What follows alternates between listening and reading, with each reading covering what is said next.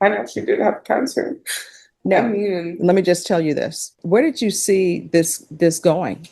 That you were just never going to report and everybody would forget about it? I don't really get in trouble. I stay to myself, out there. No, I mean, you do because you have a drug case that's pending. But the only thing you've done is disappear and pick up a new case. She's been missing for years. When's the last time you reported? Today we're in Judge Boyd's courtroom, and right out of the gate, this defendant turns on the tears like she's trying to set off the fire alarms.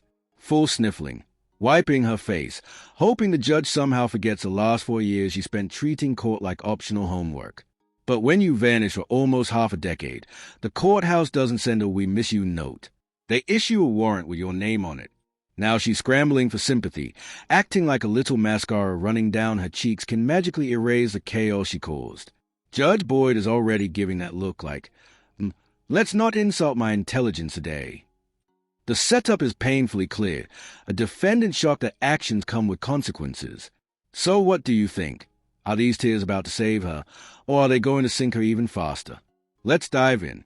Zenaida Louise Ray, can I have parties announce? Rick Pena for the state of Texas. Leland McCray on behalf of Miss Zenaida. Is it Ray, the last name? Yes. Yes, I thought I was pronouncing it. It's Miss Zenaida Ray. And are you Miss Ray? Yes, ma'am. Did you review the documents entitled Motion to Enter Adjudication of Guilt and Revoke Community Supervision and First Amendment Motion to Enter Adjudication of Guilt and Revoke Community Supervision with your attorney? Yes, ma'am, I did. Did you understand it? Yes. Are you the same Zenaida Louise Ray who was placed on deferred adjudication for the offense of injury to a child bodily injury by omission on October 20th, 2021 for a period of 10 years? Is that you? Yes, ma'am. All right, state. Yes, Your Honor, off of state's original motion to enter adjudication of guilt and revoke community supervision, violation of condition number 4. In Bexar County, Texas, the defendant, Zenaida Louise Ray, did then and there fail to report to the supervision officer as directed for the months of October 2022, February, March, June, July, November, and December 2023, and violation of condition number 4. How do you plead to that? True or not true? Not true, Your Honor. State. On state's first amended motion to adjudicate. I'm sorry, I missed her response. What was that? True. Okay, thank you. Next, on the first amended motion to adjudicate, violation condition number 4. In Bexar County, Texas, the defendant, Zenaida Louise Ray, did then and there fail to report to the supervision officer as directed for the months of January, February, March, April, May, June, July, August, September, October, November, and December 2024 in violation of condition number 4. How do you plead to that? Guilty, Your Honor. No, true or not true? True. Finally, Your Honor, violation of condition number 4. In Bexar County, Texas, the defendant, Zenaida Louise Ray, did then and there fail to report to the supervision officer as directed for the months of January, February, March, April, May, June, July, August, and September 2025, and violation of condition number 4. How do you plead to that? True, Your Honor. State will waive the remaining violations on the original and the amended motion to adjudicate, Your Honor. Any objection? None. All right, did you understand by pleading true to 4, 4, and 4, the court could find it true, grant the motion, find you guilty, revoke, and sentence you up to 10 years in the prison? Yes, Your Honor. Knowing that, do you still wish to plead true Yes, to violation of condition 4, 4, and 4? yes, Your Honor. Court will find 4, 4, and 4 true. Is there a proposed agreement? There is not, Your Honor. Both sides are going to open to the court with our recommendations. All right, state, what are you requesting? We are requesting that Your Honor revoke her probation, adjudicate her guilty, enter the affirmative finding of family violence, and sentence her to 10 years TDC. All right, defense, what are you requesting? Your Honor, we're asking for her to be reinstated on probation with inpatient treatment. She tested positive a couple of times for marijuana, but at the moment, she's gotten some stable housing and a job from what I'm being told. I know she did not report, and the court takes that very seriously. I've spoken to her about it, but I think her life is just kind of all over the place still a little bit. Not stable housing, not steady employment. But I think her relationship with her mother has got a lot stronger, so she has more support now. And I would just ask for a chance to be reinstated, but again, would ask for some type of inpatient treatment. All right, any objection to the court reviewing the court summary? None. State would also ask that you take judicial notice of the court's file. All right, any objection to the court taking judicial notice of the court's file? None. Let's be very clear about what she's actually here for. This defendant caused bodily injury to a minor, a child, and she's sitting in court acting like she misplaced someone's lunch money. She put her hands on a kid who couldn't defend themselves, and somehow she still thinks she deserves sympathy and another chance. Her attorney asking for continued probation? Absolutely not. Honestly, it's hard to understand how probation was even on the table in the first place. If you're a grown adult hurting a minor, jail should be the conversation, not homework assignments and check-ins done on top of that. She disappeared from probation for years. At least 3 years of missupervision, no check-ins, no accountability. And now she shows up confused about why the state wants a full 10 years? That's not confusion, that's delusion. There's no remorse here. You can see it in her expression. Flat, cold, almost annoyed that she even has to be in the room. She's not sorry for what she did to that child. She's sorry she finally got dragged back into court. All she wants is to walk out and pretend none of this ever happened. And honestly, how did it take more than 3 years for her to be brought back? With charges as serious, 1 month of ghosting should have been enough to put her back in cuffs. All right, on here it says, new case must be resolved before transfer to treatment facility. What is this new case? It's a drug. It's a manufactured delivery, small amount. My understanding, and maybe I've spoken more to one prosecutors, that upon the court's resolution of this, they were going to ask for that to be TIC. That is correct, Your Honor. Once this is resolved, we'll take this case. What is the alleged offense? Mark? Yeah, the alleged offense is a manufacturing delivery of a controlled substance, KG 14200. There is a co-defendant, however, in the way the drugs are found, there's only one bag attributable to this co-defendant. So I think once lab results do come in, which we haven't received, I do believe it will be a lesser degree. All right, thank you. All right, anything you want to say? You want to raise your right hand? Do you solemnly swear or affirm the testimony you give will be the truth and nothing but the truth, so help you God? Yes, ma'am. All right, what would you like to say? Your Honor, I just wanted to say if I would be able to get another chance to turn my life around. My grandma did find out she did have cancer. No, mean, let me just tell you this. Your grandmother, did she just develop, when did she develop cancer? It's already been 6 months. She's been going through treatment. And so what have you been doing? I mean, I've been working. I have a house out there. I speak with my mom. I got closer to my family. But why can't you report? I was in an abusive relationship from Maricosa, and when I was popping dirty for marijuana, I got scared, and I mean, I lost faith, I lost hope, and I just took off. And so let me just tell you, I am not the one. Let me see. According to this, the order placing you on probation, that was Judge Her. So is this the first motion to revoke? Yes, Judge. All right. I don't think you're a good candidate for probation. I mean, what have you done other than not report and pick up a new charge? I mean, I was doing my classes, Your Honor. Did you? They kicked me out of bid. I was going to the one on Piper Lane. It was twice in there. I was reporting it. I was using CBD because of my seizures, and I did get my insurance to get back on Keppra. So I've been getting Keppra to control my seizures, and I haven't been using marijuana since.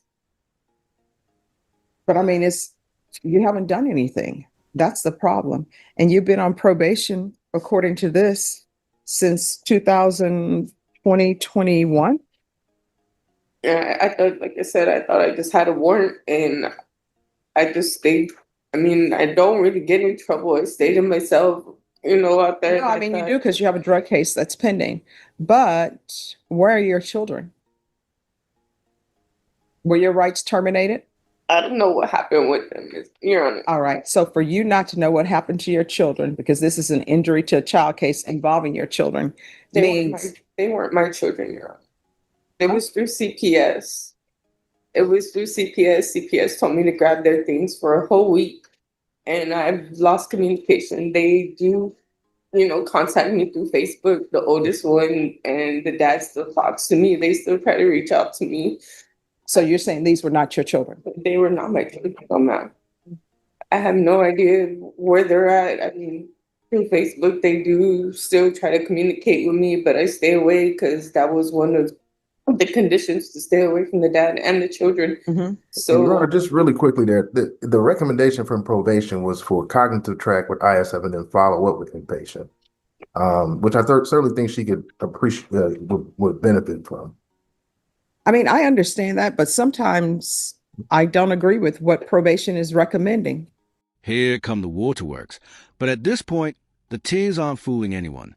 Every sentence she says sounds like it was rehearsed in the car ride before court. These are last-minute, panic-induced apologies, and nobody's buying them. Not me, not you, and definitely not Judge Boyd. It's always wild watching someone violate probation and then cry about wanting another chance. Probation was a second chance. She already proved she can't handle freedom with basic rules attached. You don't show up years later begging for a bonus life like this is Mario Kart. Those extra lives ran out a long time ago. And just to make it worse, she picked up another drug case while she was supposedly on probation and still thinks leniency is an option. This woman hasn't made a single good decision, yet she believes mercy is owed to her. What she actually needs isn't sympathy. It's structure, supervision, and a hard reality check. And prison is about to give her all three. She's been missing for a long time. And the only thing that she's done, and I'm not taking the drug case as true. I don't know any facts of that. But the only thing you've done is disappear and pick up a new case. I just don't think she is a good candidate for probation. Well, And Judge, I'm not considering the other violations that are alleged in the motion because they were waived. But she's been missing for years. When's the last time you reported? when I was in Atacosa, And when was that? What year? Your Honor, I don't even remember the year when I got out of Atacosa when I came back to San Antonio with my family. Like I said, I was in an abusive relationship using, and I came over here and I thought I had a warrant, and I apparently not. I didn't have a warrant from Atacosa, and I lost faith and hope, and I just stayed away. And that was the wrong thing to do. I should have just contacted my probation officer to see if I could transfer him to San Antonio. So she's been missing for years. The And year Judge, of 2022, 2023, and 2024, and 2025. Judge, I just wanted to bring up just really, really quickly to the court's attention. I just, from what I've seen over time, is that a lot of times people come into the system because of a case. They have a lot of other issues with their life, right? And they're not well positioned to take on the responsibility of probation, even though they fully understand the consequences of not doing so. And I think that's where we kind of find ourselves at now, where she's in a better spot, both financially and with her job and with her family. I think to maybe grab onto probation and I guess maybe take it in the right direction to be able to fulfill its obligations more precisely and consistently, which I think she has not done. And I know the court's picked on, she's done nothing. But again, she was put into probation, I think, asked for a level of accountability. I think she needs some more support at that time. I know the court makes itself available for those things. But she, I think, just has some particular needs that needed to be addressed in that work. And I just asked the court to take that into consideration in fashioning a sentence. Again, we're asking for cognitive track and inpatient treatment. And how old are you? I'm 30. All right. So here's the thing. It's not as though you're 17, right? Right. And how did you get arrested? Did you turn yourself in? No, ma'am. You were arrested and arrested when and for what? I was with one of my friends. We went to the store and we got pulled over, and she didn't want to take accountability for her drugs. So they charged us both for the same charge. Mm-hmm. And now she's out. And I'm in here. And I mean, now I knew I had to come and take care of what I have to take care of. But see, this is what I want you to internalize. But for the fact that you were pulled over and arrested, you still be out there doing whatever you're doing, not reporting for probation. Where did you see this going? That you were just never going to report and everybody would forget about it? No, ma'am. Then what were you expecting to happen? I knew I was gonna get caught, and I know I had to come and do it. I had to do it. Yes, ma'am. Right. So you were expecting someone to catch you. You were not planning on turning yourself in. No, I was gonna turn myself in. When? The whole thing. Well, like I said, Your Honor, my grandma has cancer. So my grandma was like my mom that raised me. And I mean, I was out there helping my grandma stay with my grandma. I don't think you're a good candidate. You've been on probation since 2021. The only reason why you're here before me today is because you got pulled over. Otherwise, we never would have seen you. So I just don't think you're a good candidate. And I'm going to grant the motion. And I'll note for, the state did not want you to have deferred adjudication. You were given deferred adjudication to try to get your life together. Yeah. The court is going to grant the motion. The court will find you guilty. And then you know what else? Where you're saying people reached out to you and you reached out to them. You're not supposed to have any contact with any of these children. Right. And I didn't, Your Honor. And then we have there's an issue with Roosevelt, you pull it, and things that were taken in consideration. So the court is going to find you guilty. State is asking for 10 years. Defense, what are you requesting? Your Honor, I believe the minimum is 2, so we would ask for a 3 to 4 year sentence. I don't think her priors are that bad, and the state has already acknowledged that this new case is. The court hasn't heard it is true, but I think I appreciate the candor, at least saying, "Hey, it's a minimum amount of drugs. We're going to reduce the charge if it was to go forward, and they're willing to TIC it." The court is going to, as previously stated, find 4, 4, and 4 true. Find you guilty, revoke. There's to be no residing in any household with minors. There's to be no unsupervised contact with minors. There is to be no contact with Roosevelt, the letter U, pull it. Nishan, Nishan, Kami, Kami, Bhumika,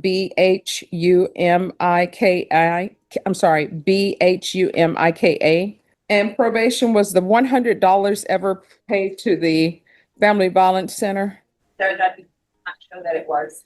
All right, there's an affirmative finding of family violence, and there is $100 restitution to an approved Family Violence Center.